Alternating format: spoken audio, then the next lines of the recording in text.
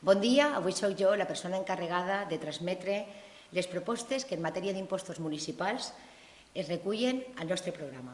Es deriven de l'absoluta consciència de que travessem moments molt difícils i, per tant, som molts els veïns i veïnes que tenim dificultats per a fer front al pagament dels impostos municipals. Pensem que una institució que se considera responsable ha de respondre d'una forma coherent i d'una forma seriosa davant d'aquesta realitat. Els nostres compromisos a la Vall es resumeixen en 6 punts. Congelarem l'IBI, el que significa que en els propers anys ninguna família d'aquest municipi pagarà més del que està pagant en l'actual exercici, que considerem que ja és més que prou. Aquest mateix impost serà aplaçat sense interessos i sense càrregues per a aquelles famílies que estiguen passant dificultats econòmiques.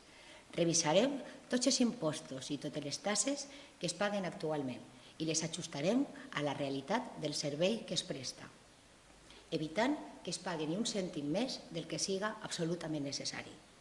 Les famílies tindran l'opció d'agrupar tots els impostos municipals en quotes mensuals, si d'aquesta manera li és més còmode o més assumible per a la seva realitat econòmica. Considerem com un gran valor els nostres comerços i les nostres pimes. Són, sense dubte, el motor econòmic i també el motor de creació d'ocupació al nostre municipi.